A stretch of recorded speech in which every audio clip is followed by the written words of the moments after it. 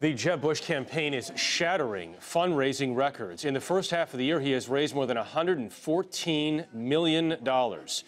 Julianna Goldman is in Washington to break this down. So, Julianna, we're talking about campaign money and super PAC money, $11.5 million in campaign money and $103 million in super PAC. They're pretty staggering numbers, right? I mean, they had been telegraphed, but they are just huge. In 2 weeks, the $11.4 million was raised in just 2 weeks. And again, that's on top of the super PAC, which brought in more than $103 million.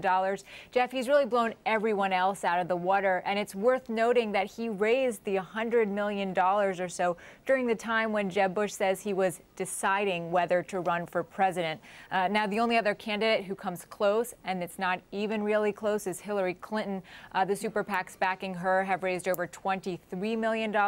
Her campaign has raised about $45 million, but that was in 2.5 months compared to 2 weeks for Jeb Bush.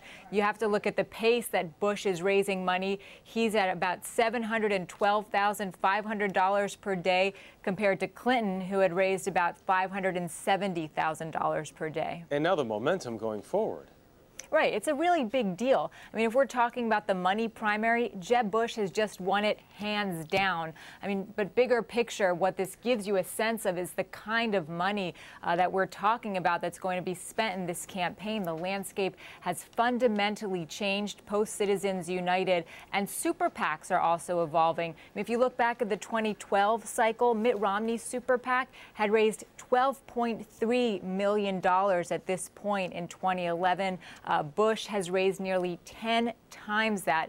Every candidate has their own super PAC that's backing their bid. And remember, they can accept unlimited sums of money. And to give you an idea of the benchmark here, Jeb Bush's super PAC made a point of noting the number of donations from people giving $25,000 or less. And what does this mean right now for the other candidates? I mean, they're at least very far behind in terms of money.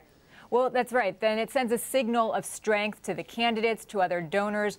We're still waiting to hear Marco Rubio's numbers, but we expect his campaign to have raised under $10 million in this quarter. He and Scott Walker, have super PACs. They're expected to bring in each less than $20 million or so. You look at Ted Cruz's campaign, they brought in about $14 million and just under $38 million for his super PACs.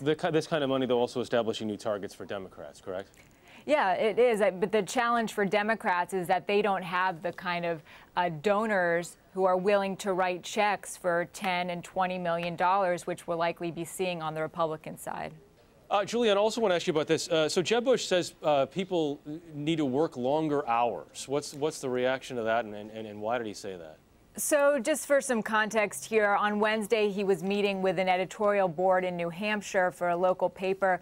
And what he seemed to say was that Americans need to work harder if they want the economy to grow. He said he wants the economy to grow at 4%, but then he said it means, quote, that people need to work longer hours and through their productivity gain more income for their families. Now, Bush later tried to clarify this to reporters, saying that people who are already working 40 hours a week shouldn't have to work longer hours. Their incomes need to grow. He said people should have a chance to work longer hours if they want.